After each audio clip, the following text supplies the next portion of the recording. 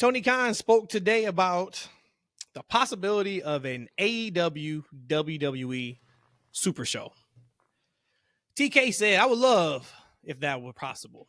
Don't know that it is, but it would be great if it was possible for the fans. Think it would be wonderful. There are a lot of challenging business things in the world of pro wrestling that I think would make a very challenging thing to do. Now, outside of Tony Khan, what did he call them earlier this year? What type of company? Scumbackets or something like that. It was something bad about them. Harvey Weinstein, a professional wrestler, I believe he said. Let's throw that out. Everybody can have a changed heart. Give me a percent, guys. What is the percentage you think we would ever see a AEW WWE Super Show?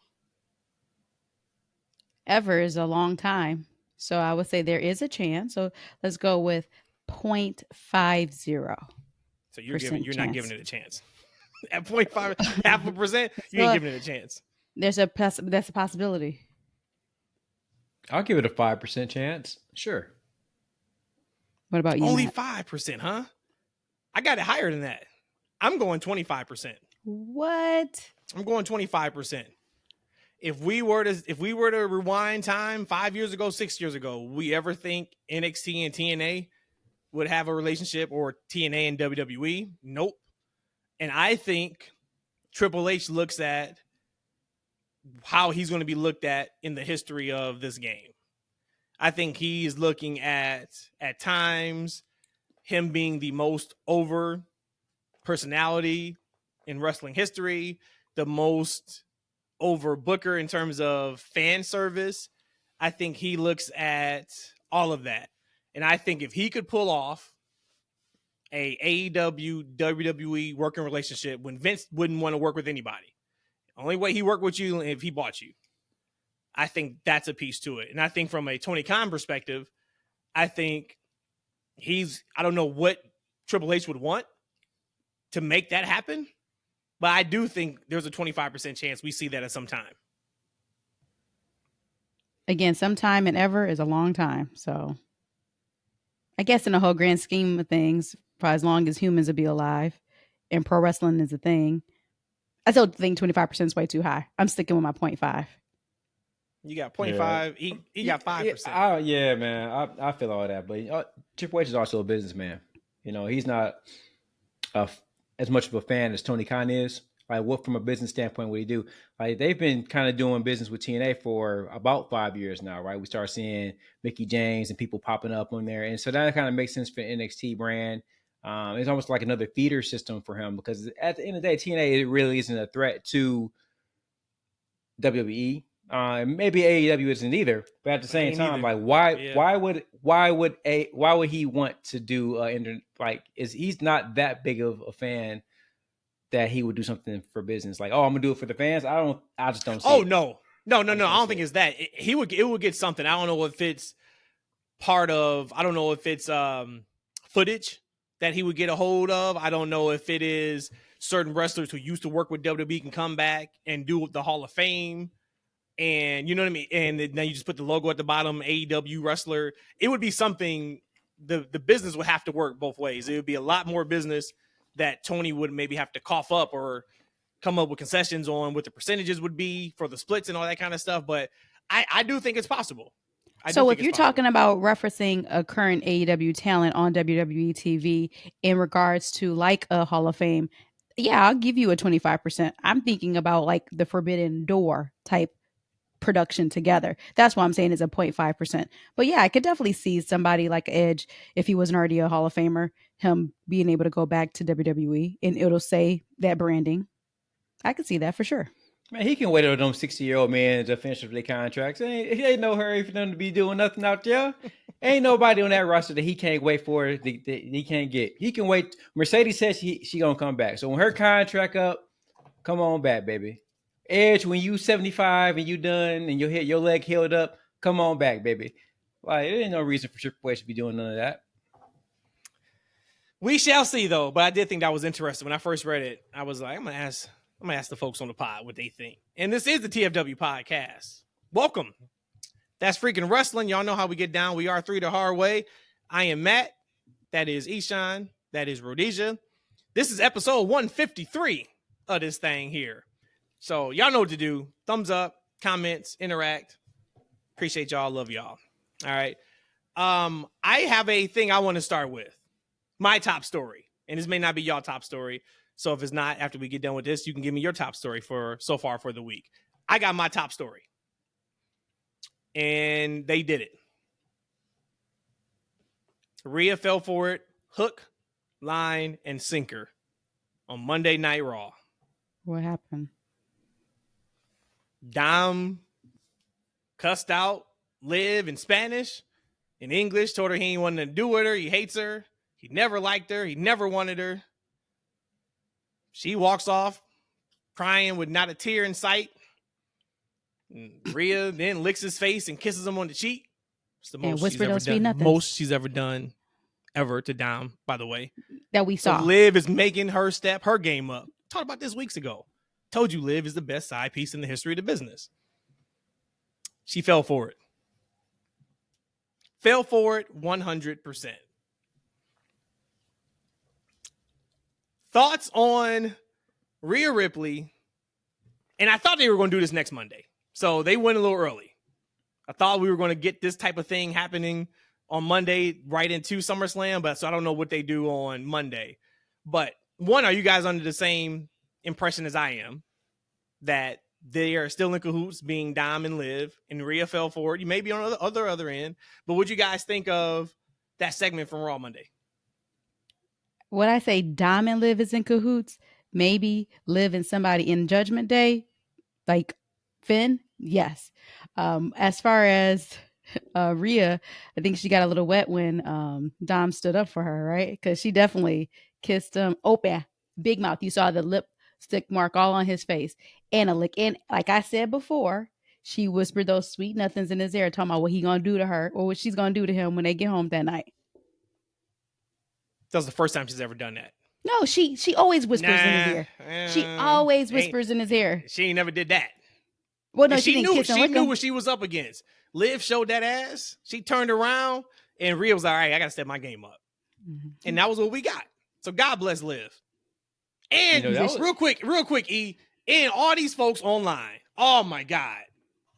Oh, people don't realize the diva era is back. Oh, so this is what we're doing now. We're sexualizing the women in WWE. If y'all don't shut the hell up and just watch the entertainment that you are getting, there is not a man in the storyline that is making these women do anything.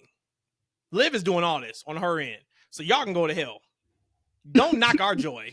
Don't knock what we get to get. If you saw what I saw on Monday, and I've been telling y'all about Liv for months on this here platform, y'all starting to see it now. Y'all will listen to me one day. One day, everybody would just listen to me, but thought that was tremendous. I just had to say that. I saw a lot of that noise out there about we going back to the Divas era, and all this is sexualizing Liv and Rhea, which I don't know how in the world you think this is sexualizing Rhea, but because she's doing an extra look to Dom. Now, you can say you don't like the storyline, but to try to make this more than what it is crazy talk. It's a really good storyline.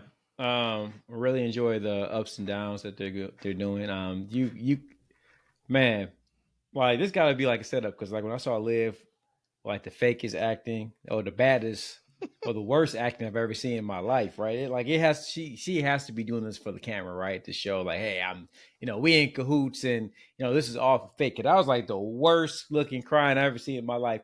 And as far as like the diva thing and comment, I see that stuff, man. But these women putting on what they want to put on. Like Liv, I'm pretty sure chose to put them shorts on. Like I said, look, where I work, man, I see these women, they walk in wearing almost nothing, man. I saw this grandma came in there. She had the cheeks all the way out, man. Like you saw you saw every layer of wrinkle from top to bottom to them cheeks, man. How old grandma? Lord. How old grandma? Oh my God. Really old, man. She had to be at least about her late 60s or something like that, man. Maybe that Taz look about 67 years old, man. Then she gonna have the nerve and she gonna drop something and bend over. I couldn't believe Go it, ahead. man. Like She everybody. wanted you to look at that thing. Man. She heard the last pod. You was talking about getting your back blown out. She wanted her back blown out. That's Oh, all that Lord, was. Lord, I started coughing, man. I almost had to started coughing. close the store. Yeah, I had to close the store almost, man. I was so disgusted, man. But hey, look, she loved it. I like it, whatever. But that's the world we live in. Like these women, you know, they want to look the way they look. They want to look sexy and all those other things. I mean, it is what it is, right? That's why you start to see men do it too, man. I'm telling y'all, these dudes coming in there with these crotch cutters on, man. You know, and they walk and like you see, I saw this 75-year-old man, right? I'll walk in there, going in the bathroom, and I don't like looking nobody in the eye, right? Do you work at a nursing home, E? Everybody these in people there old, coming. man. But this is what I'm talking about. See, what I'm saying this is because it ain't just young people, man. This stuff is affecting most people. So this dude's 75 years old, right? And I'm looking down because I don't want to look at nobody in the eye. I hate when going to the bathroom, people want to look at your eye. I don't like that, man. When you're at the urinal, they want to nod. Don't nod at me. Don't do nothing, right? Just act like I'm not here, right? So I'm looking down, and I'm like, damn, this man got some nicely smooth, freshly shaved legs. Like, man, I mean, he took like the butter knife, man, and them legs was so damn smooth, man. I couldn't believe what I'm seeing. So this is the world we're living in here, man. People want to feel sexy out here. Ain't nothing wrong with it. I like it. But I think the storyline itself is amazing, man. It's a lot of ups and downs. This is what I was talking to y'all a little bit about what I kind of had hope for with the Toni Storm and Mariah thing. Just like some ups and downs and just like some roller coaster rides, like some emotion that you can kind of see, you can connect week to week, right? Because they don't have to be anything dramatic, but just like little tidbits until they actually get to the eventual match and feud. So I'm really happy with what they're doing right now. Rhodesia, Eshawn, Yeah. you can't do that, man. You tried. You cannot say what you said and then continue just to talk about Rhea and Liv. No, sir. You started by silky saying smooth legs you started that by shaved with saying butter. when you in the bathroom and we at the urinal, hey, look, I don't want no head nod, I don't want no eye contact. And you went directly to, I looked down this man's legs, and this man had the most manicured, smoothest legs I've ever seen in my life. And then you went right back talking about Liv and Rhea and Mariah May. No. I need you to back up. So when you look down this man's legs and you saw his legs were silky smooth, what was your next move? What did you do? I went to the next urinal and I looked the other way. He went back, blew out. Yeah. And say, matter of fact, when I go to the urinal, I look all the way into the wall. I'm like, I don't want nobody. I'm looking just like this. I don't want nobody.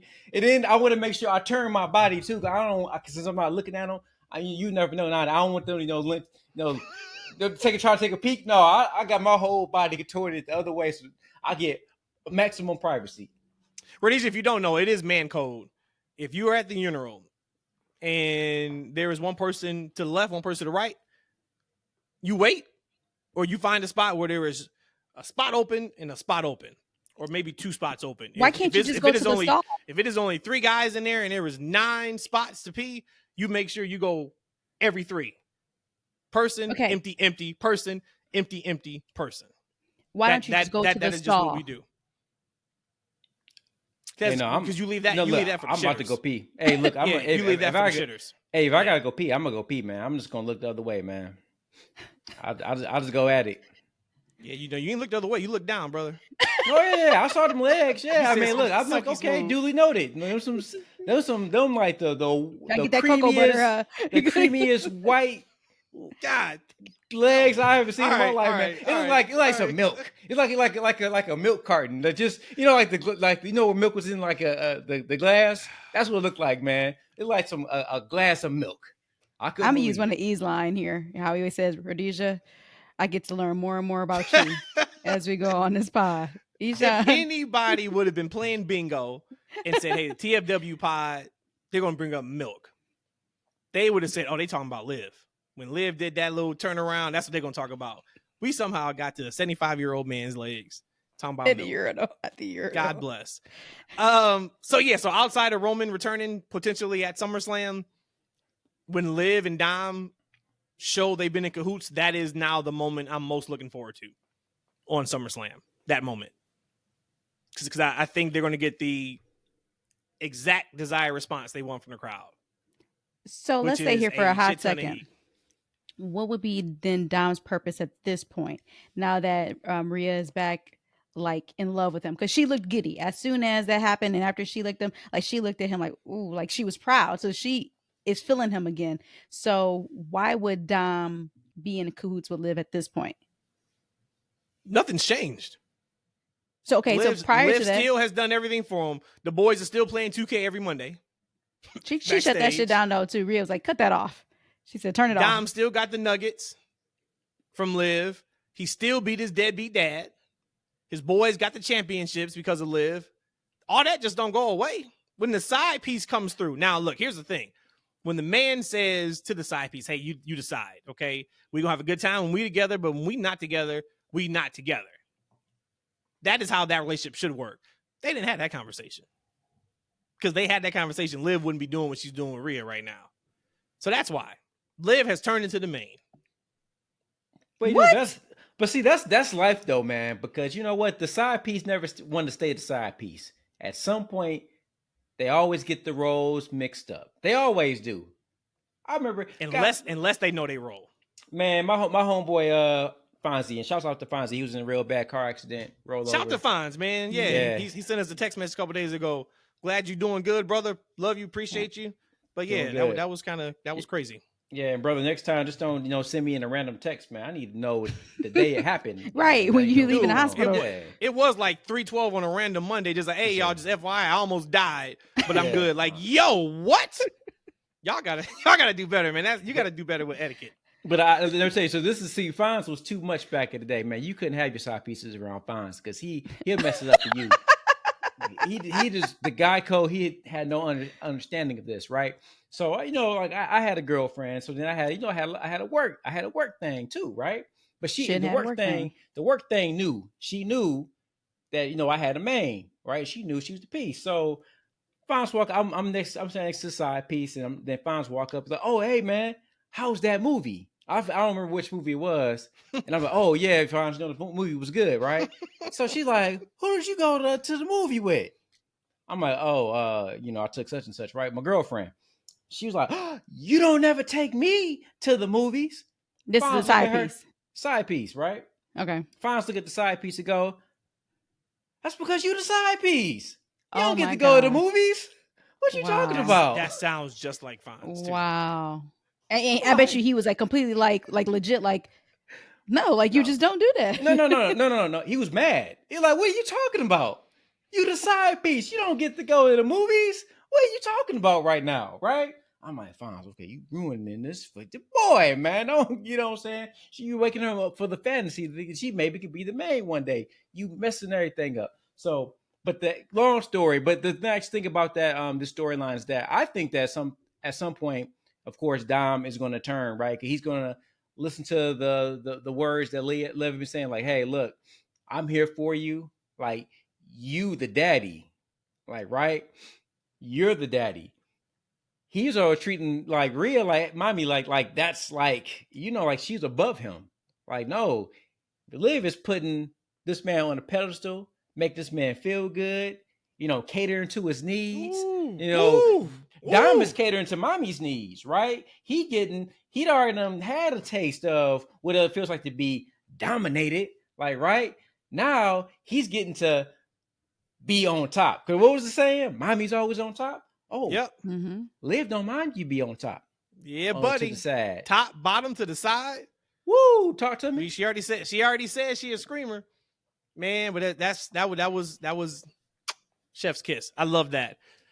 So now, also to your point, Rhodesia, about why would that happen? Because Rhea's a face. You can't keep the dynamic of Dom being a heel and Rhea being a face, them being together. Dom damn sure ain't about to turn face anytime soon. Mm-mm. So the heat that Dom and Liv are going to have together, and then with other parts of Judgment Day, that is, if that is Finn, whoever, right? That is going to be some awesome television. So we went weeks and months with the Judgment Day kind of just, in our opinion, slugging along. We're starting to get some traction. We are starting to get some traction, which I am here for.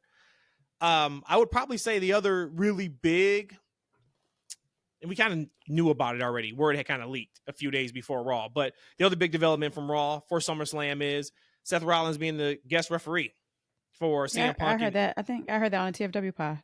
and Drew McIntyre. Yep, we had talked about that.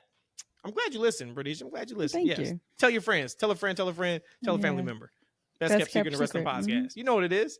What's your thoughts? Now that we know it's official, what was your thoughts on the segment, and what's your thoughts on Seth Rollins being the special guest referee at SummerSlam? I don't really recall the segment, how I feel about it. Is Seth fully cleared? I guess that probably doesn't matter to what I'm about to say. I just having a special guest referee. I just don't. Sometimes it could, if it's not done properly, it's a gimmick, and I just don't really like that so much. I would rather it been a triple threat match. But because I guess the story's not there yet to be a triple threat match, I guess this is okay.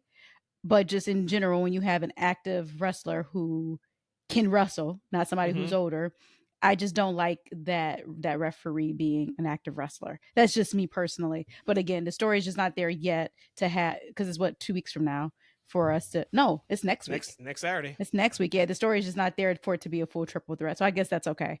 I'm here for it because again, we still get to see now Drew and Punk, and that I want to see how violent that can get. Man, Adam Pearce is a damn good GM and Booker. Right? You know what he's doing. Putting Seth as the special guest referee. Why would he do it? Because he's creating intrigue in that match, right? And of course, it's not Adam Pearce per se, but that's WWE creative. But I like that they put him in a role to make these matches because now it all kind of makes sense based on how he plays his character, right? Like, hey, I'm making these matches because I'm trying to create intrigue for my show. And he said that in a lot of different ways, right? And so I love it. Right, it's just another ring. It's just more storytelling that you're going to see in that match, right? That's going to lead to another match. That's probably going to lead to another match. And so, look, there's levels to everything, right? And I love that itty bitty storytelling that they're doing. It's like, hey, what's Seth going to do? Is he going to turn on somebody? Who's going to cost the match for? It just puts a lot of question marks going into that matchup. So now we know he's a wild card because he got beef with both boys. Both. So BOFUM. So now you can fantasy book either way, right? And that's what we love to do as wrestling fans, right? To be able to fantasy book and try to predict outcomes. And, it's refreshing if it happens. I think it's a great idea. I love it. I love it. If you asked me a couple weeks ago, would I rather have the triple threat match or this with him being the special guest referee? I'm going him being the special guest referee at SummerSlam. Miss me with the Seth deserves a big match. Seth has main evented WrestleMania. He has been on top for. We're past that, and I'm sure he's okay with not having to bump and feed and do all that for a night. I think he's good with that. But from a story perspective, damn, this is genius. This reminds me a lot of Rhodesia. You weren't watching back then. I think it was '97 SummerSlam where it was Taker and Brett and Shawn was a special guest referee. It had to be '97, I think, because that led to Survivor Series. And it's kind of similar.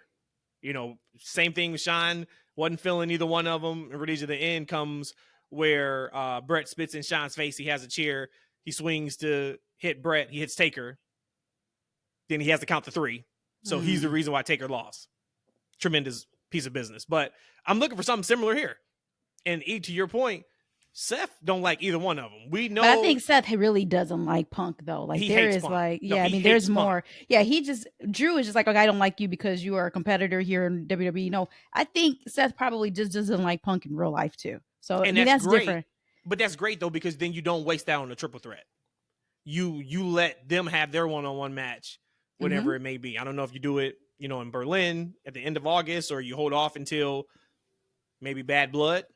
In October down in Atlanta, but they can play with it for sure. So I love it.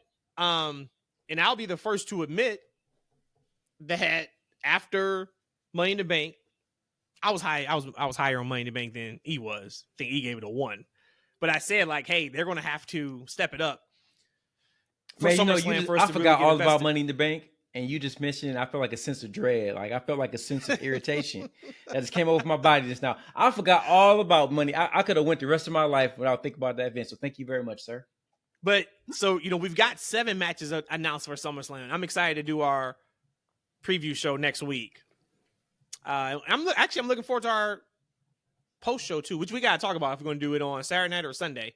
Rhodesia and I will be on vacation, but we are still going to pod. We are taking our podcast equipment with us. We ain't missing the show, so we will be. Well, y'all got to, because y'all rich folks is on vacation every other week. So I mean, y'all gotta go ahead. You just got off of vacation. You just got off vacations. Sir. You just got off vacation. Hey, freaks. Just count. Pass. Just count. Cause the year's restarted. They will be going on vacation on a regular rotation. The year's restarted. In the next couple months. As soon as you come back from vacation, right? That's when it restarted. Right, exactly. So right. No, you guys know this. So we got Priest and Gunther, which I had put a tweet out on X Monday that they've done a fantastic job of getting us invested. 3 weeks ago, this feud was non-existent. And now we're at a point where they are doing pull-apart brawls heading into commercial break, and it doesn't feel like it was something that was convoluted or something that was just thrown together to put heat on this match. It felt like this is what it's supposed to be. So shout out to everybody involved with that storyline and that feud, because they are where they need to be now. So we got that.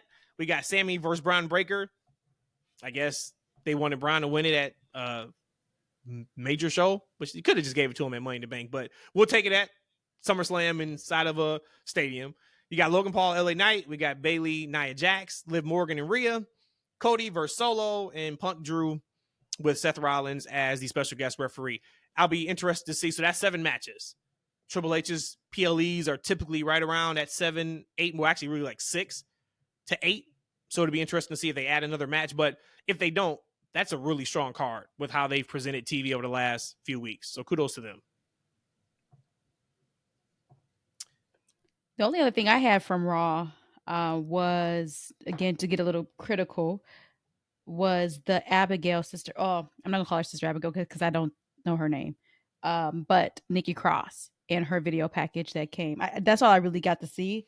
I felt like it really didn't tell me kind of the story. Like, of all the videos, this probably was the most just... Didn't tell you anything. Didn't tell you gimmicky video. So that, I think, was kind of a letdown. That was a bit of a disappointment for me. But then we got to see Uncle Howdy. And actually put hands and take out Gable. So where do we go from here?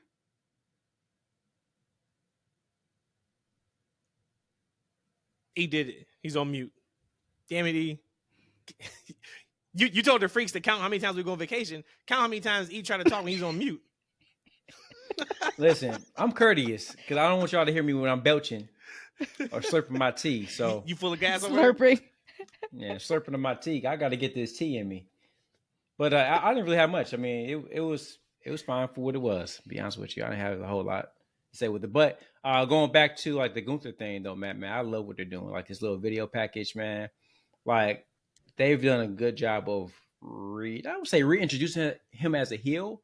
Feels like but taking like the things that because like the SC run, you start respecting his title run, and he kind of did it kind of almost in an honorable way. He just was going through dudes. Right now, they're making him really unlikable. Right, they're making him this type of dude that you really can't relate to in a lot of ways.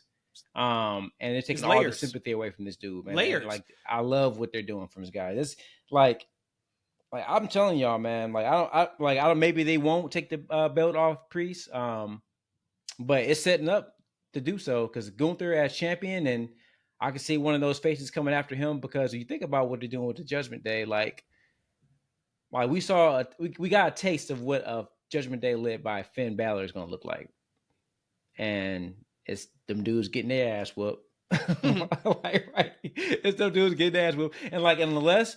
So, if they keep the belt on Damian, and then we get the eventual, feud with Finn, unless, Finn, and I'm ready for it, because, Finn's one of my favorite wrestlers. Unless he, turns to, this really big ultra heel, I just don't see it being, championship level. Right? He's lost all his big matches up to this point. Right? He just got his, he didn't get his ass whooped, but his crew did. I don't see him add any more edge to the group. I just don't see him being a big threat.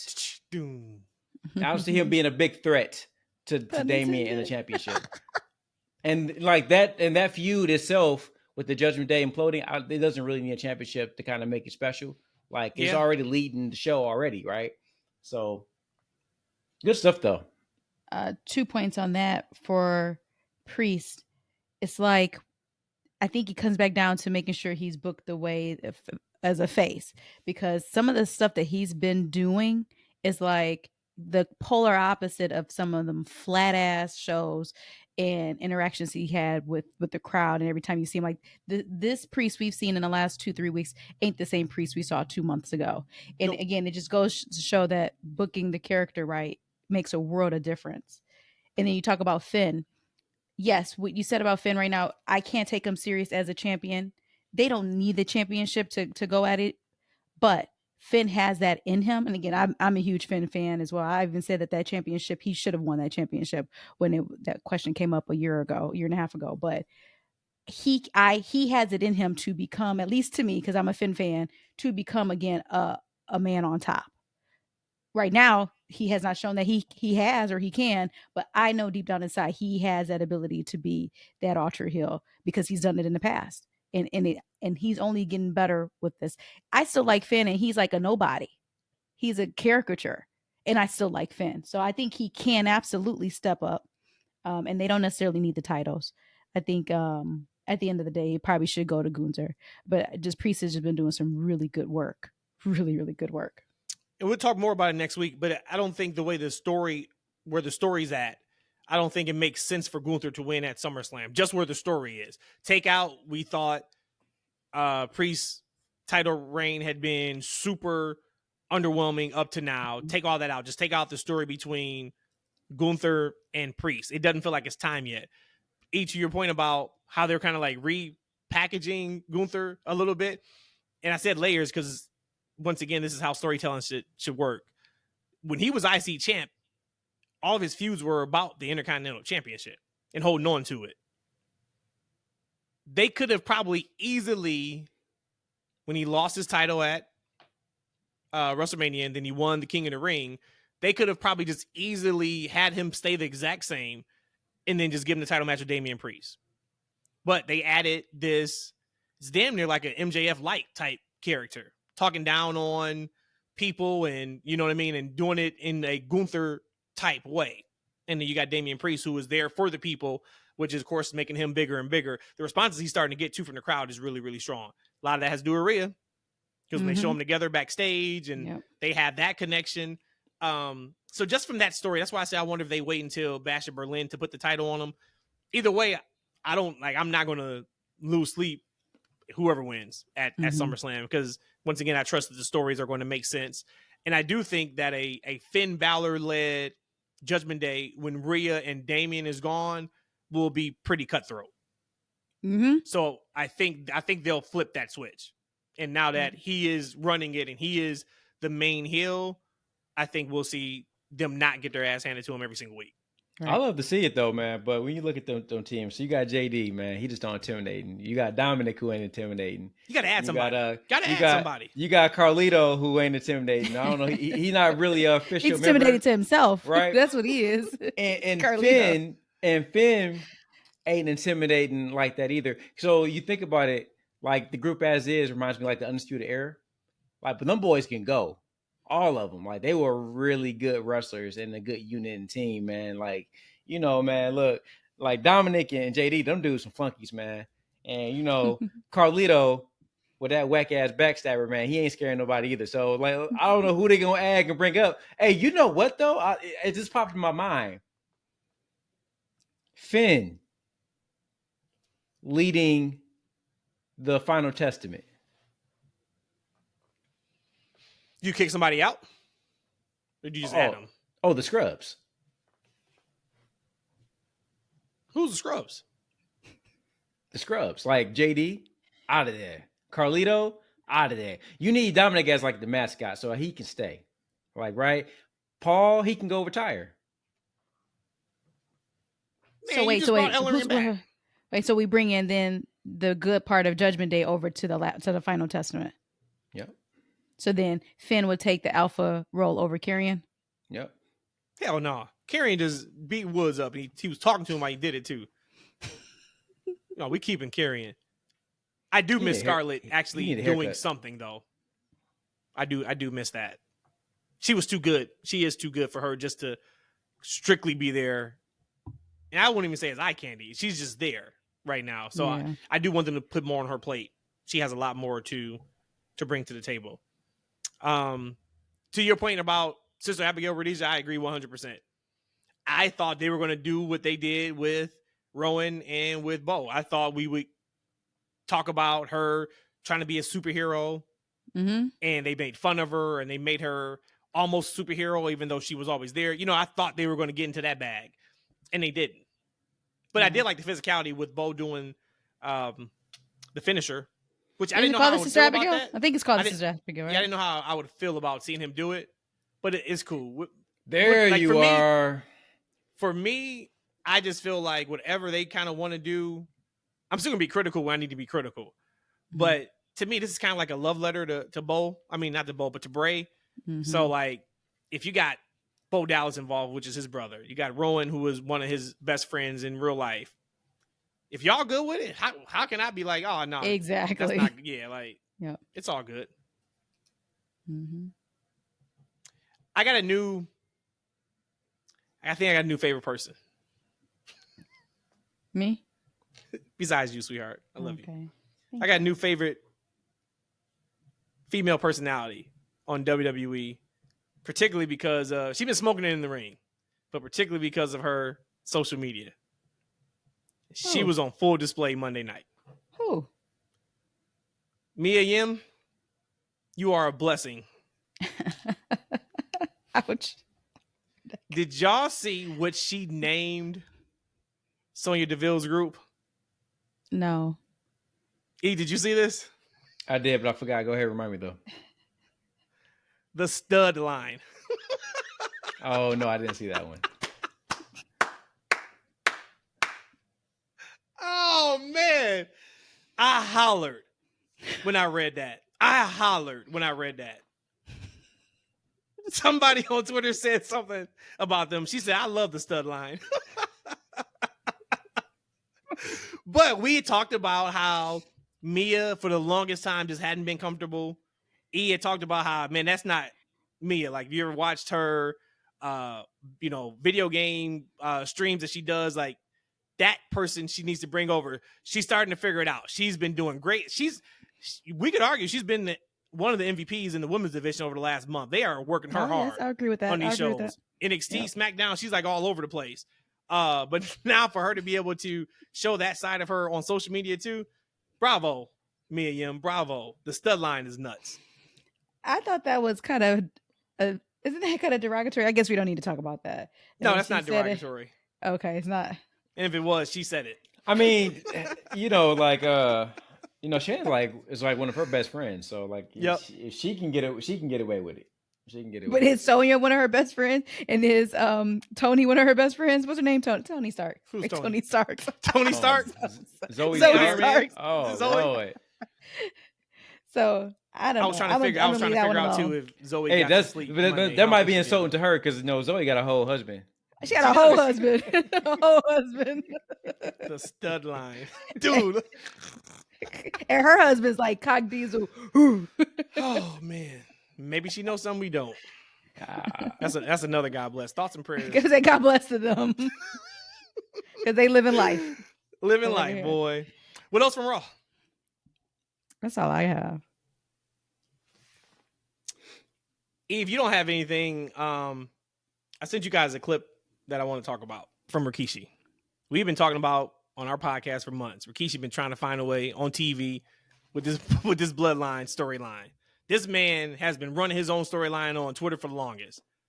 It'd be a Raw or a SmackDown, something happened, and Rikishi would cut a 5-minute promo on Twitter about acknowledging this and doing this. I'm like, man, this man just wants to get on television. I'm guessing Big Keish never got the phone call to show up. Big Keish, okay. At all. Because he went on the podcast, and I guess he deleted it today for, blowback from what he said on it. But he made a comment surrounding Jey Uso and where he's placed on the card and now being involved in a storyline with Rhea Ripley. E, you got the clip? Yeah, it's almost a 3-minute clip, man. So you're gonna have to tell me when you want to start and pause. So I'll go ahead and play it, and then you tell me when to start and stop. Or whenever y'all want to stop and pause it. Let's do that. If you hear something you want to comment on, then pause that thing. All right, here we go. About, I tell you one thing, man. I got hairs on the back of my neck every time I watch it. Not okay. SummerSlam. Where is he? Let's go. I don't know. Let's write him in that he likes mommy. Mommy. That's the best that those writers got. Let's write this guy into a relationship with mommy. What y'all trying to do? Break his marriage up? Y'all can't put him in a good storyline. So what you gonna do now? God forbid you guys try to tell him or tell her tongue kiss each other on Raw. That better not happen. Right. You know what I mean? I mean, there's so much that when it comes to the bloodline, man. This. So that was the Jey Uso comment, and actually, man, I felt that because we've been talking about it for some time, and for me, I felt like it, man. Like, look, what they gonna do with Jey? Jey is one of the biggest baby faces that they have, and I felt like they don't really have a story for him. And then when he gets in these big matches, he loses all of them. So I guess they're kind of holding him off for the bloodline storyline. But man, I just felt like I guess it's one of those things to where. It's not a Vince McMahon thing, right? Where he's kind of like, hey, I don't see it in this guy. I'm not pushing him. Maybe they have him holding because they do have him set for another storyline, but it just so happens he's getting over probably way more than he should, considering where they have him placed in the near future. It's my only guess, but man, he's too big to be just a second fiddle in his storyline. Oh, this reminds me a lot of Cody that I used to say about this holding pattern. Business starting to pick up a little bit now with Cody, with him having a match against Solo. But last year, this time is kind of what I was feeling like him waiting for him to go against Roman at Mania. Jey is in this holding pattern for what I don't really know. And I'm assuming that's going to be starting to happen soon. So that's kind of where I felt. And we've talked about this already at exhaustion as far as the yeeting being bigger than Jey and like kind of downplaying what he has to bring to the table, but he's the most over guy right now. So like, how can you argue that? But evidently that must be really important to the family, that this is a predetermined, like this is scripted television. And Rikishi has a problem with Jey having an on-air girlfriend. Now again, Rikishi has a problem with not getting the phone call to be involved in the bloodline story. Is what Rikishi has a problem with. Sure, and he's trying to take that issue and put it on Jey Uso. I'm sure Jey is like, "Yo, can you, Dad? I'm good. Yeah, I am yeeting to the bank right now. Maybe there's something super special to that. There might be something super special to the Samoan culture that you just don't do that, even if it is for acting. Because the way that how passionate he was about Rock and Trish never had anything on screen. And come on, all I'm saying is that we know what this different. is. We know what this is, and this is the funny part about professional wrestling. Rikishi has been at the top of the top. He's done it all. Mm-hmm. We are only fans that watch the product and analyze it and be critical at times and love it at times, hate it at times. Rikishi, if we can see Jey Uso is in a holding pattern for when Roman Reigns comes back and he needs to recruit him, you can't see that. Rick, Jey Uso, outside of us wanting him to have a championship title, is one of, if not outside of Cody Rhodes, the biggest face on WWE TV. This man gets a special entrance every single week. This man's merchandise is flying off the shelves. Mm-hmm. And you want to complain right now about a storyline that he is in or he's not in. And the storyline that he potentially can be in is with the most over female in the WWE. He just don't want her tongue kissing him, though. He don't want him tongue kissing her. He married. Yep. I'm telling you, I think there's some vows. Remember, hold on, who was that? Was that Jacob Fatu? Who was that said something about, hey, you try to get me divorced? It was something on video. And I think it was Jacob Fatu. I'm sure it was they Jacob. had asked him a question. And he was like, no, he was about to answer it. It was like one of those questions, like a setup, like who do you think is cuter, this or this? It wasn't that, but it was something like that. And he was about to answer, and he said, you're not about to break up my happy home. So maybe there is something to it. And Rock was just Americanized. How about that? So he didn't have the same. Let me stop. Whatever. You don't have to play it anymore if you don't want to, but go out and find that clip and listen to it. The whole clip was, to me, hilarious because I know what it's all about. Rikishi spent all this time writing this storyline down and working every single week on Twitter just for them not to call him back. You damn sure ain't getting a call now. He said, let's read between the lines of the anger. He said, the anger isn't you about to tongue kiss another woman for acting. The reading between the lines is he has pages and pages of scripts that the people in creative don't even want to talk to him. They're not returning his phone calls. He's like, listen, I have the bloodline storyline built out into 2030. And every end of the storyline is him coming back to address The Rock again for hitting Stone Cold Steve Austin back in the 90s with his car at Survivor Series. I did it for The Rock. And they're like, Rikishi, we're past it already. He's like, but that'll make perfect sense. I did it for The Rock. He was pissed on that clip.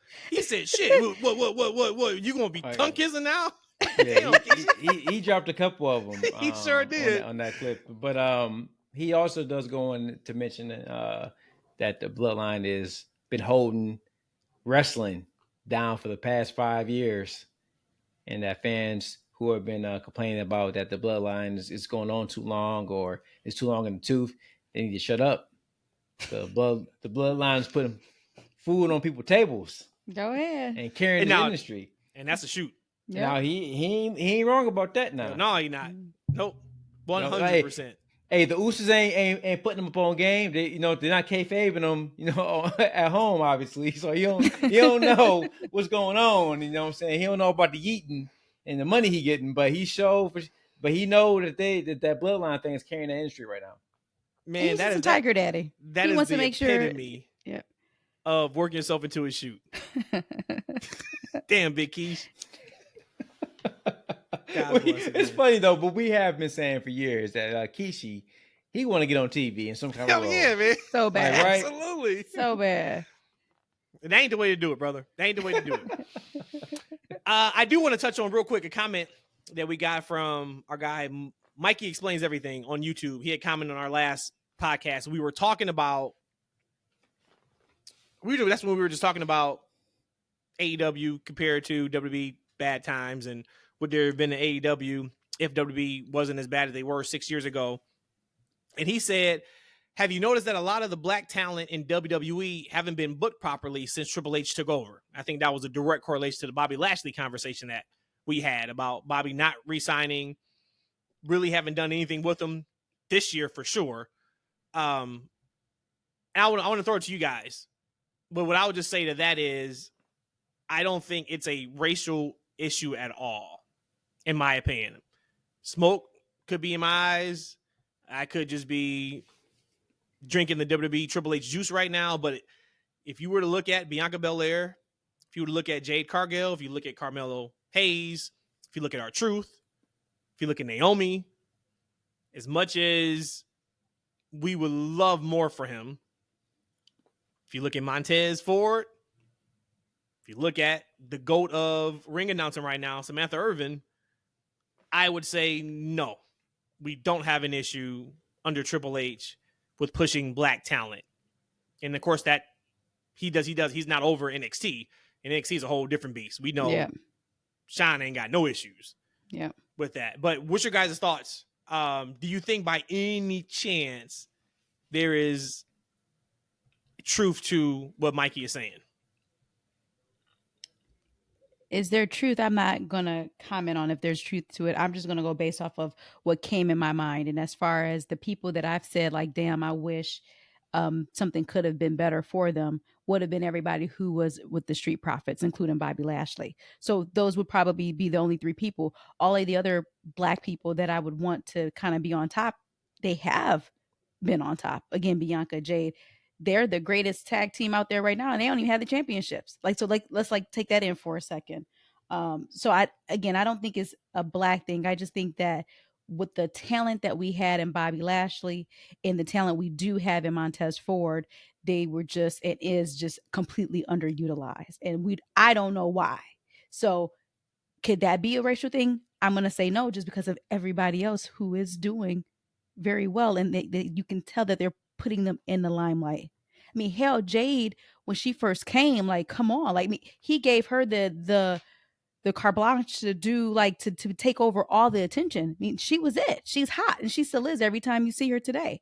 So I can't really say that it's a racial thing. Is there any truth in it? I guess everybody's truth is a little bit different, but I would admit that they dropped the ball on Bobby Lashley and on Montez Ford. But I don't think it's racial. Man, I'm gonna say no. And again, this isn't, we're not talking about NXT, but man, I was watching NXT last night and earlier today. Man, like, look, Sean has no problem. Like, I felt like I was watching UPN, man. Like, it was it was like it was so many brothers from that show. And then we don't have NXT on the docket, but I like what they're doing with Ashanti. I think, man, Ashanti's showing so much personality in the little skits that he's doing backstage. I expect him to maybe get back up to the main roster if he keeps doing what he's doing. Oh, so he went down. Okay. He's down there, man. He's doing some great character work too. They got him like a lot of little skits. Of course, you got Trick, who's a star down there, but that's on the NXT brand. So we talk about on the WWE side, right? So like this started with Bobby, and at the end of the day, I think, man, Bobby is damn near 50, and I felt like they've done a good job of respecting him. I like, you can't really say they've been jobbing him out. He's been injured a lot over the past year and a half, right? He's been on and off. I know, like, they wanted the Hurt Business to come back. Well, I guess, Triple H wasn't feeling the Hurt Business, but they revamped it and they added the Street Profits, who they're very high on, right? They kept B, right, and put her on the team. I think she does a great job. So we talk about, like, black role models. That was them. Came out in suits, came out looking good. My boy Dawkins got in shape, like, right? And they got pretty good TV time on SmackDown when they were there, right? They tried to push them as heels, and that was the original plan with the Hurt Business originally, right? They were better off as heels. They tried to bring the Pride in as heels, but it wasn't working because the crowd wanted to cheer these guys, right? And the only reason why the Pride got taken off of TV was because Bobby got injured, so he got taken out of there a little bit, right? But you still had Street Profits being featured on TV with the Bloodline and big angles, right? You had B, getting TV time. So I feel like, for the most part, they did right with those guys. And of course, as Matt said, you think about Bianca and Jay, they're still presenting them in big ways. And Naomi just got a big win a SmackDown or so ago. Carmelo is an up-and-comer. I think that the talent that's there, I think if they're talented, they're letting them be talented, right? And they're putting them in positions to succeed. I don't think there's anybody on that roster who's a person of color that's not being pushed in a certain type of way because of what they look like. I feel like if they got talent, he's pushing them, he's giving them room, he's giving them respect. I don't really see it that way, because based on the history of what we saw. Now, who's the next black athlete on the male side that can be a main eventer? Maybe that's Carmelo. I think that guy might be Trick, because that guy is ooze charisma. He can see great on the microphone, because I think you need that intangible on the WWE main roster. You got to have more. You got to have that it quality, and you have to be able to go where all these guys are at the top right now, right? There's a lot of guys that are at the top right now who aren't people of color, aside from, we forget that Roman Reigns is, right? He's half Samoan, like, right? These Samoans are people of color, and they're in big positions. But who's that next person of color on another black athlete on the man side that can get in that equation? They're gonna have it, because it's heavy up there. Like, right, you talk about Bobby Lashley. If it was disrespectful that he wasn't in the title contention, I mean, man, he's damn near 50. Like, right, and you think about all the guys who are on top. Like, Bobby is a little bit lower than those guys at this point in time, given his age and how long he's been in the company. It just is what it is. I think we need to look for the future, and I think the future is bright for black athletes in the WWE. I just have one last thing on that. Now, I will admit, and again, back to, is it a color base? I'm going to still say no, because I just don't feel it. But for me, I absolutely think Cedric Alexander has been on this roster. He is so damn good. And like, I don't even think we see him on TV. No, last time I seen him was at a live event. He's on NXT now. He's on NXT, baby. Oh, cool. Yep. Wonderful. Yep. Okay. Yep. Well, then we're Yep. perfect. Had a Yep. bunch of quite a few segments actually. NXT. Good. We don't have it on docket, but it's a really they're doing some really nice things. Now I will say though, out of the two that they had, Ashante, because Ashante and Cedric kind of like I guess they have like an alliance type of thing, and they're doing like a feud with Trick. Out of the two, I see more out of Ashanti from a character perspective. Now, Cedric's he's getting some mic time though, right? He's got some mic time. He's shown some fire. He had a nice little match. But I think from the character standpoint, like What was that? Ashanti's really doing it. Matthew's playing Fortnite or something or some game because is that what you're referring to? I was like, damn, E making a really good point. Somebody felt that in the background. Oh, that's it. Oh, actually, that's a better one. Yeah, Matt heard Eshaun talking.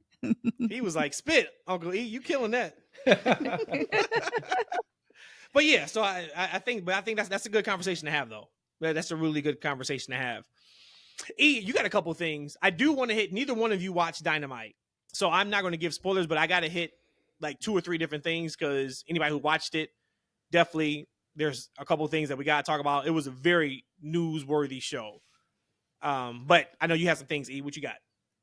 Yeah, so I got a couple of quick hits really quick on WWE 2K24. I just want to stay kind of current. I know I want to get into the show. I want to add more the wrestling internet talk. was going crazy. You got to tell me. It's going crazy. Because honestly, I happening? haven't kept up on it. I just know it's been a shitstorm the last 24 hours. What's happening? Some with the DLC. I know Pat McAfee and his boys was supposed to be in the DLC. And then either it came or it didn't come. And then people were complaining. Even some wrestlers got into it. Like, I legit don't know everything that happened. I know, of course, that's one of the things you said you wanted to talk about. So I kind of stayed off of it. Tell me what in the hell is going on with 2K. Yeah, Freak. So I'm going to try to interject more WWE 2K topics into the podcast. I know a lot of our listeners, a lot of the freaks are into games. So I kind of want to bring that to you. But I want to bring this up because we got WWE 2K24 DLC dropping July 31st. It's supposed to be out on today, actually, or was it yesterday? Oh, it's not even out yet? Not out yet. We did get a patch to the game with some additional content. But Pat McAfee was the first to say yesterday on his Twitter that a lot of conversation and that the bum-ass IWC is not happy with the new DLC coming out. Yeah. Wait, sorry, hold on. Stop laughing. Hold on. I can't hear what he said. Hold on. Wait, what happened? Pat McAfee said that the bum-ass IWC isn't happy with the DLC coming dropping. He said, by the way, it's coming out July 31st, right? So just to give you guys a back history, because Rodija, I'm not sure how much of these games you've been on, but so earlier in the year they released the entire DLC schedule, so you knew when the DLC packs were dropping, and you knew who belonged in these DLC packs. Now this is the first year to where we're getting DLC packs all the way until like November. Typically the last DLC packs drop July, August, and then we have to kind of wait until the next one. But we're getting DLC all the way into November. This month's DLC pack was the Pat McAfee and Friends pack. And so I want to give you guys the wrestlers that are on this pack.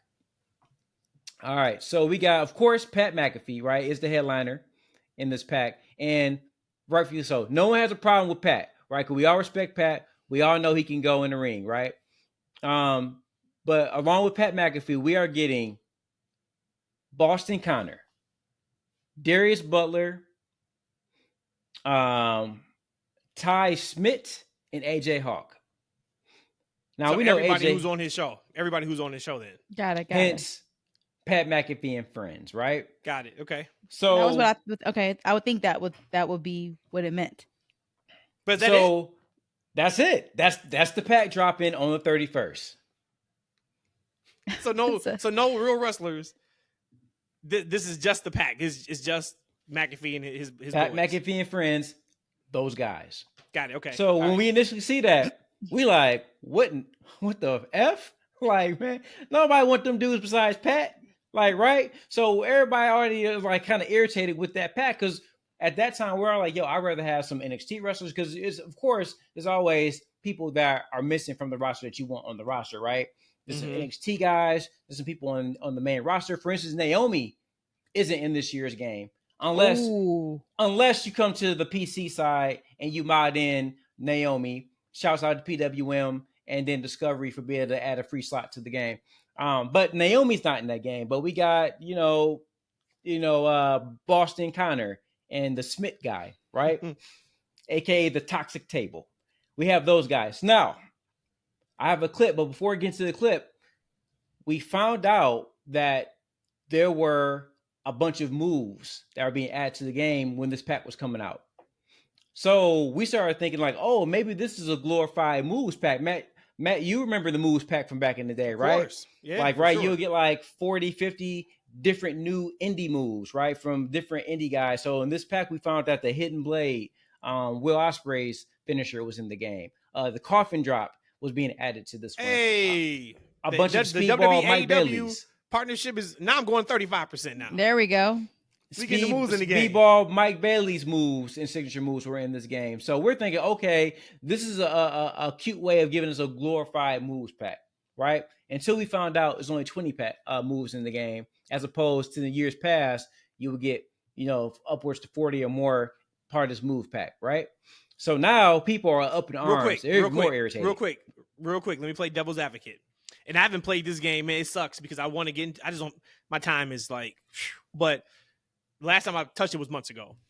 Is it possible there's only 20 moves in this game because the game already has hundreds and hundreds and hundreds of moves? Oh, there's a plethora of moves in the game. Because you think about it, like all those years. So for instance, 2K19 had a moves pack and it was 50-something moves. 2K20 had, I believe, 30 to 40-something moves, right? And they add new moves when they add new wrestlers. So of course there's a huge library of moves, but just like wrestlers in innovation, there are still moves that are missing that can be added, right? Got it. So, okay. So people are still up in orange and they're calling this DLC the worst DLC of all times. And honestly, I agree, but let's listen to Pat McAfee and friends talk about their reaction to the IWC, quote unquote, reaction to the DLC. Right. So yeah, a lot of people are pissed, especially that D-Butch, Connor, myself, AJ are in it, because they want some of these other losers that no one's ever heard of from NXT to be in the game. Why aren't these guys in the DLC pack? Well, it's because no one wants to play with them. That's why. Okay, so at first it was like, man, should I be upset that these people, are pissed that we're in the game? No, absolutely not. Fuck them. That's kind of where I stand. I'm pretty jacked up that we're in the game. Oh yeah. So that was the reaction to the guys in the panels. Look, if they feel that way, maybe they do, but they're healing it up. Yes, of course they are. Yeah, they getting on the panel and they talking their shit. But of course, in the same time, you got NXT wrestlers. You got NXT wrestlers, who aren't in the game to take exception to that. So, Matt, what do you guys think about the Pat McAfee and Friends DLC fiasco that's happening right now? I'm probably going to end up getting canceled by the video IWC? game group. No, not the IWC. They might be for this one, but the IWC that plays the video games. But if you telling me for all these years you get these downloaded patches every month and it stops around summertime, hey, get over it. This one only had 20 more moves in it. Okay, who cares? If this one said that it was Pat McAfee and Friends, the first thing I thought of when you said Pat McAfee and Friends was him and the people that's on his show. So to me, kind of get over yourself. It sounds like y'all got some patches coming into November. Okay, so again, I probably just got canceled by a lot of people there. But go right ahead. I mean, we know that this is entertainment. This is funny. The people in NXT can say next time I see you, it's on site. Whether I put you in a headlock, whether I do something to you, put you in a lock, make you tap out. Talk your stuff, because guess what? You are on the game. You are going to make some money off of this. So guess what, NXT people, although you're not the people that and Friends are not wrestlers. Yes, that's probably messed up for people in NXT, but y'all got a whole future ahead of y'all. Just be happy that you're now getting, and I shouldn't say it that way. Just realize when it's talked about on the Pat McAfee show, It's just bringing more eyeballs to the product that you're in currently, and that you're going to probably help grow more and more in the future. So for me, I love it. Talk your stuff. Just know that if something happens on site, then you just got to eat it. But talk your stuff. I'm happy with that. Go right ahead. And Pat McAfee and friends to me would not be no other wrestlers. It would just be Pat McAfee and friends. They know that. This is all just for social media. I know for a fact McAfee's guys respect the business more so than probably a ton of other people. He's doing it because he knows it's going to give 2K more publicity. It's going to give their show more publicity. And any of the wrestlers that say something, they're jumping on that too. This is what we are in the. If you watch wrestling, if you do anything with wrestling, you are in the business of getting worked. You are getting worked right now. Yeah, now maybe you hate the pack. Could be the worst pack in the world. Once again, God bless. We'll see you on the next pack. I mean, and let me ask you, E, is that wrong for me to say kind of get over it to the video gamers? Yeah. But I will say this is probably one of the worst DLC. If you want to rank them, this is probably the worst one. But however, I do appreciate the new moves. They look good. The little 20 that they added, the carpet drop, we needed that. Hidden blade, that looks really great. I'm not tripping. I'm not in some ways. The wrestling community, they be tripping, man. They be tripping over any and everything. They make the biggest things. I mean, the smallest little things, like the biggest things in the world. They get so outraged about the smallest things. And like, man, really, y'all need to find something else to do.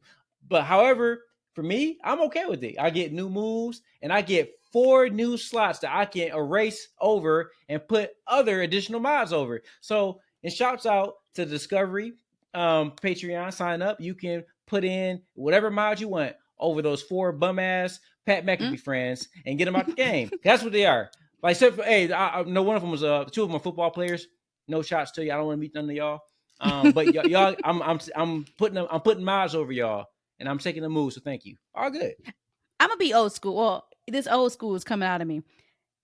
I remember when you bought a video game and that was your game until the next time you bought another video game. Oh no, okay, no, stop. I'm just saying the whole upgrading, buying new stuff. Stop with this horrible take you are trying to get off right now. I'm just saying that's all about. We ain't been there in over a decade. Yeah, okay, but that's what I'm used to. I bought a video game. You for can tell 40. you don't play games. I play phone games, and guess what? I don't pay anything extra, and they were free. And guess what? They were free, and I don't pay anything. Guess how many updates they get on them games? If them phone games you play, if you play the day one game, it'll brick your phone.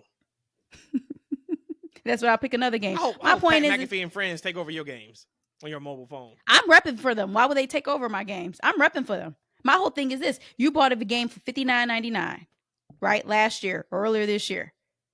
Just be happy you're getting some DLC. Yeah, see, all right. You know what? E, what else you got, man? Fuck the DLC. I'm gonna save one of these because we getting kind of long. But I'm gonna save one of these. But I want to talk to you guys about this. I've been thinking about there's one of my favorite wrestlers, and I thought about how they would fit in today's wrestling world. I'm gonna give you mine last. What wrestler from the Attitude Era, if you think he was a present wrestler today, will be more over today than he was during the Attitude Era? And I'm talking about maybe underrated, not the way it was like a Rock or like a Stone Cold and nobody like that, but somebody who was you think is underrated from the Attitude Era will be big time today if they were wrestling in today's landscape. I actually had time to think about this question. I have a perfect one, and proof is in the pudding. This person was considered a +1 in the Attitude Era days, and today he is him, and that's Christian. Christian to me was always just Edge's partner. Yeah, he put on great matches. The TLC match, the infamous one, he's one of 6 of the people who's in it. But to me, Christian was always just like the lesser of the group. And now in AEW, he's the man. Maybe not in the last month or two, but he's the absolute man. Is that a fair answer? Because he's over like that in AEW, not in WWE. And we were talking earlier about how Finn can be more if he's just presented differently. Can you think of somebody who is, because he's only that over in AEW. I think he's more popular and over now, even than when he had his world title run on SmackDown. Exactly. Would you agree? Would you agree with that, E? He's had some damn good runs, y'all. He's had some damn good runs. I mean, and even in Impact, he was. And I would say in Impact, in Impact, and look, and I know people like we don't talk about the golden years of Impact, or it actually was TNA at that time, right? It was TNA at that time. Impact was kind of when it kind of was starting to fade out. The height of the company was actually great that they went back to TNA when they were TNA. When they were TNA wrestling is when it's the height of that company. And when Christian was doing great work there, TNA was getting damn near 2.0 and up ratings. So they had a high views on that product. So he did a great job there. Then he went to SmackDown. I'll give you mine real quick. Then Matt, you can chime in with yours. Okay. For me, I think that if Raven were a young man today, he'd be one of the biggest names in the industry. And he was a big name then, but he never went to WCW and won a world championship. He never went to WWE, and I don't know if he ever got the Intercontinental Championship when he went there. But I think that Raven, if he was, in his 30s or even early 40s, he will be a big, major main eventer in the AEW or even the WWE. You think about that character. So you think about the Raven character in the 90s, it was perfect. He was a grunge kind of character.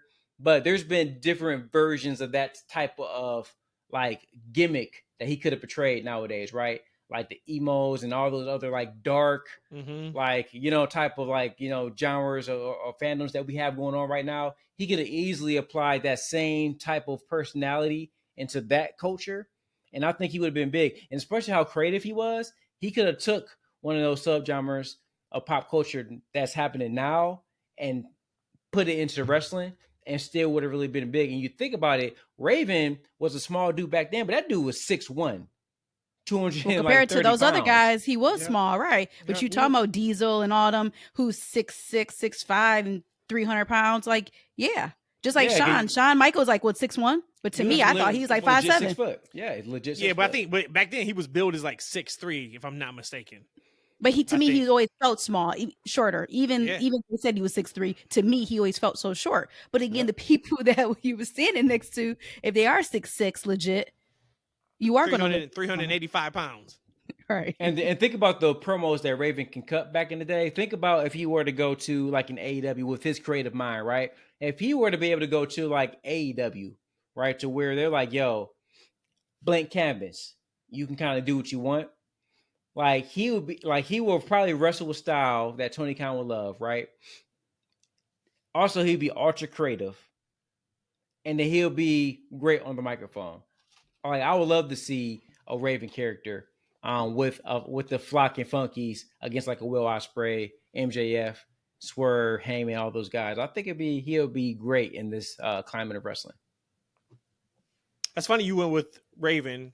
I mean, so Christian's by far the most popular out of even the person I say. I'm gonna go like way off like the left side a little bit, but I think the guy I'm about to say was actually in the Flock at one point with Raven. And that's Perry Saturn. Perry Saturn would be a star in AEW right now, and maybe even in W. Actually, he would be a star either spot. You want to talk about innovation? If you don't know Perry Saturn, I am sure you can YouTube some of his moves and matches. He could do the hardcore stuff. He could do the technical stuff. He had a really distinct look about himself. Him and his tag partner, they were the Eliminators. Just you could like when he was on screen, you couldn't take your eyes off of him. Yep, Cronus. You couldn't take your eyes off of him when they were in ECW. He had a okay run, decent run in WWE, but now I think he is what they do now on TV. So, man, the Eliminators in AEW will be amazing. I thought you said the Eliminators of DLC. Oh man, can you imagine the Eliminators against like FTR? Come on, man. Eliminators versus the Young Bucks. So you said Perry Lucha had Brothers? a partner? Lucha Brothers. Why can't I paint? Why can't I picture him with? He because I think he had passed away by time Perry went to WWE, so he was only in ECW. Got it. Yeah. Okay. His name was John Cronus. So Perry Saturn and John Cronus. Oh, well, Perry and Dax look the exact same in my mind. They're just bald headed. And there we go. Right? And they wear elbow pads. They're shirtless. That's funny. Shirtless, like 99% of wrestlers. Again, God bless. A couple of things off of AEW Dynamite from tonight. I'm going to have to spoil one thing because it's really important. But hold on, wait. Hold on, Matt, before you go. We didn't do the woman.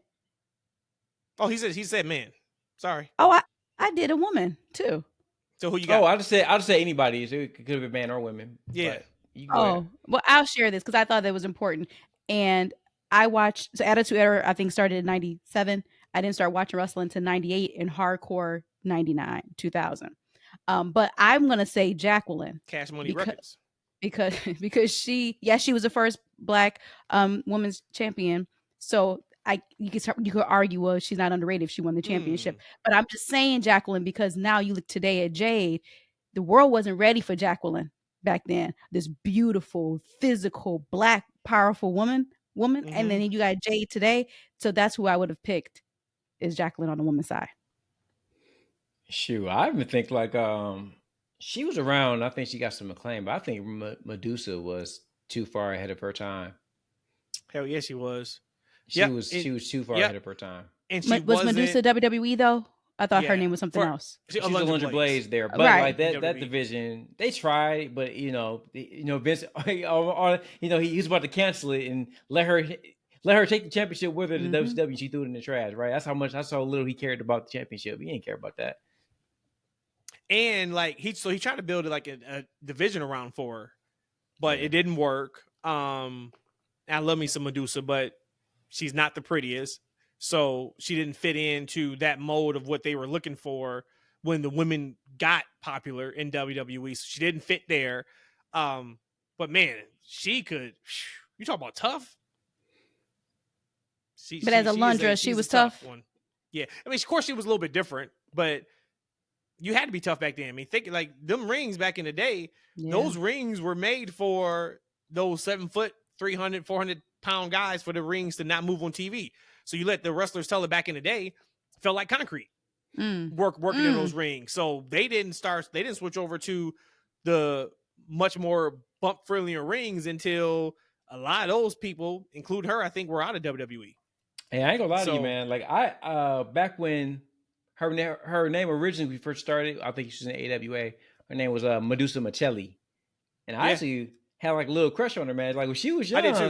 I did too. She was a hot thing when she was young, man. It's just that, so from a body perspective, because she always stayed in shape, like, right? But her body always looked great. But I think once she got to the WWE, quote unquote, now she was already kind of heading towards retirement. She was much older at that point. But Medusa, when she was in her 20s and 30s, yeah. See, she had a nice look about her. So then women, that was the one thing I have to spoil. Camille made her debut on AEW tonight. I won't spoil how, because it was pretty damn good. But there had been speculation for a long time. She is from NWA. If you are not familiar with her, she can do everything. She's got the size, she's got the look, she's got the speed, she's got the power. So it was like some talk on where she was going to end up, but she's at AEW, and I am very happy and confident with how they debuted her, and I'll leave it at that. So we got to get your guys' thoughts on Camille on our next pod. That was one. I'll leave the other one off, but I got to talk about Blood and Guts. I'm not going to spoil who won. Two things really stuck out to me. Number one, Swerve got the superstar treatment tonight. Holy hell. But he should. He's a superstar. Yes, he should have. He should have. But when you watch it, you'll know exactly what I mean. Okay. And how. It wasn't forced at all, but it was fantastic. I was happy for him to get the spot that he got and how he was presented. It was booked like, I'm not comparing these companies again, because I'm not doing that anymore, but it was like a WWE show with how he was presented in that match. I thought it was tremendous and I loved it. Thought it was excellent. So that was number one. Second thing is emotional investment is so important. And I say that because anything Swerve was doing, I was into. Anything Hangman was doing, I was into. Anything Darby was doing, I was kind of into. Everyone else, it was violence for the sake of violence. For me. I'm sure there were people who loved every second of it, and the match was great. Match was fantastic. It lived up to blood and guts. They went all out. I'm sure everybody's okay, but hopefully everybody's okay and there's no, long-term injuries. I don't think there were. But for almost half the match, it was kind of like, oh, that was a great spot. And it really hurt. That shit hurt. But it was just a great spot because I'm not emotionally invested in anything that Acclaim is doing for Team AEW. It didn't connect. There was one spot in particular. Two spots that I hated. And actually, Corey Graves spoke on and he tweeted while we were potting. So I'm going to give you that. There was a spot with scissors. Spot was tremendous if they would have let it breathe. Oh. They used the scissors in this particular spot. And this should have been where you get a ton of blood. We are selling. Refs are checking in on them. We should stop this thing. And we go right back to the scissors immediately after, over and over and over and over again. Took me out the moment because you got to let it breathe. Other spot was one of the damnedest chair shots I've seen in years. I'm hoping the chair was gimmick. I think the chair may have been gimmicked, but Corey Graves tweeted out about a half hour ago. This is not meant to sound judgmental or incite us versus them or question anybody's passion or talent or intentions. This is just coming from a guy whose career ended from a few too many accidental headshots. And he put accidental in capital letters. The art, he capitalized art, of this business is protecting ourselves and each other. Trust me, the gaps in memory are not worth it. I promise. My gosh. Of course, he's talking about concussions. The issue with... Now, if this chair was not gimmicked, shit. The chair was gimmicked. Shit, because the chair shot should have been the end of said person who took it. Got it. They should have been laid out. That should have been a wrap. Not physically laid out when you see the match, but laid out, meaning knocked out. I don't want to hear you talking. I don't want to see you moving. That was the type of chair shot said person took. And so when I saw that was my first thought. It looks like Corey Graves feels the same way. Once again, I hope that chair was gimmicked. I know they've used gimmick chairs before, but we just talked about Attitude Era. It was a chair shot out of Attitude Era. Got it. For sure. So, but absolutely watch the show. Show was great. Mariah May showed up. She did some things, beat the hell out of a local legend. So we're getting closer to that feud. They did a couple of things. They announced another match for All In that I won't spoil, which is kind of surprising that they're going with that match. But All In is starting to shape up really, really nice.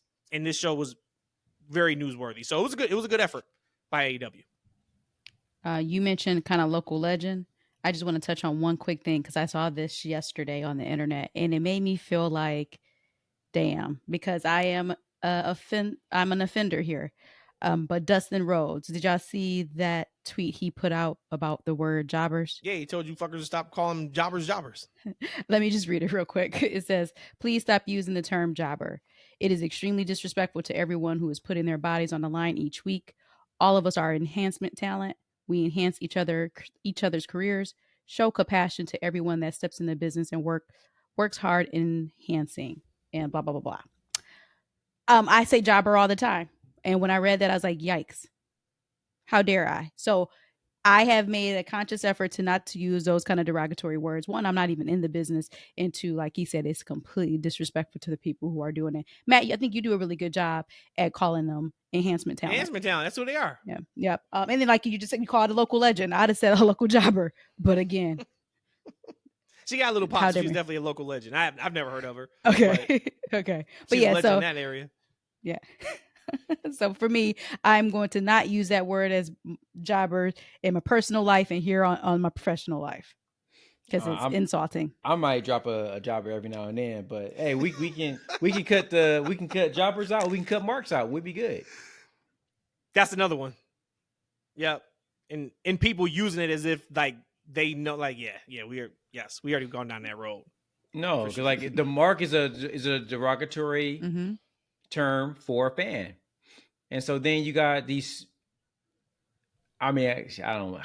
Damn, I guess we go ahead. You open up the can of worms. Go ahead. I guess we got friends with that. Put it in there. Like I don't think it's fun to call myself a mark. Just like I don't think it's fun to call myself other derogatory terms that people have about each other. I just don't like. If a word comes from a negative place, I'm not going to take it and try to flip it and say it means something other than where it originally came from. Like if it came from hell, if it came from evil, I can't make it good. That's just what it is. Like, right? So I don't embrace the term mark. I guess if Dustin says that jobber is derogatory, like look, like I don't think I use the word jobber because I don't think it's not often because you don't see many jobbers on WWE or AEW often. Like, right? Typically these are signed, workers, and some dudes lose more than others. Like, right? But Joe Bro from the bingo hall who's just showing up to do the 5-second 10, he was a jobber. But hey, this is derogatory, I'll let it go. But let's erase jobber and let's take mark along with it.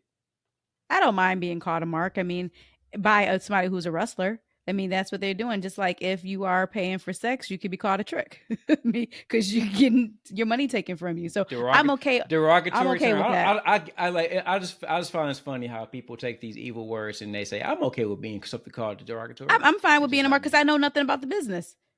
But I don't think that we should say jobbers. A mark doesn't have anything to do with you not knowing about the business. A mark means that it means you're a victim. It means somebody that's being taken advantage of. Do you feel like you're being taken advantage of by watching wrestling? Yes. No, you don't. because one on when we just had an episode about how terrible WWE was. For years we was watching WWE and I was a mark because I was still being taken advantage of. I was victim going. I was a victim. WrestleMania. I had to break the house, my pocketbook to be able to afford all this stuff. Yeah, so I absolutely was a mark. That's called being a trick. How about that? I'm a trick. That's called being a fan. I'm a trick. That's called being a fan. How about that? A trick mark trick. You're not a victim. You're not being taken advantage of. You're being a fan. You see my bank account, okay? I was a victim. So last thing real quick. I guess MVP kind of announced he was leaving WWE. Maybe on his Instagram, he said, "I came back so baby boy could see daddy in a WWE ring, the Royal Rumble. That's all I wanted, a one-off. I was ready to retire. Then I received an offer to become a producer. The pandemic hit. I became a producer and commentary for Main Event. Next, they asked me to put the boots on to help out with TV during the PC era. One episode of Raw. MVP was in 9 segments. Heyman agreed to put me and Roberto together. I signed a full-time talent contract, and then we made history. What a ride!" End quote. That sounds like a goodbye. It does. Tweet to me. Yep, I thought he was already gone. I'm sorry. Which is fine. So we've learned E hates to be called a mark, and Rhodesia loves to be called a trick. So I got a new trick, no pun intended, in my bag to use. We out of here. We will be back on Sunday to discuss a taped SmackDown show. Hopefully it's still newsworthy and it's great. I know E's got another great question that I really have to think on because it's like a best and worst question. I don't have an answer for either right now. So I'm glad we got a couple more days. You guys are going to love my list. I can't wait to hear it. I can't wait for you guys to hear it. Right. I can't wait to tell my list. And I have something to piggyback off of that, but I'll give y'all a heads up. So I'm excited for that. I'm also excited to hear your guys' thoughts about Blood and Guts. And I'm excited to hear about MJF and his Donald Trump championship. Anybody who saw that knows exactly what I mean by that. Okay, I'm if you like, haven't seen it, you got to go back and watch. So we are out of here. Thank you guys. Love you guys. We will see you on Sunday. Peace.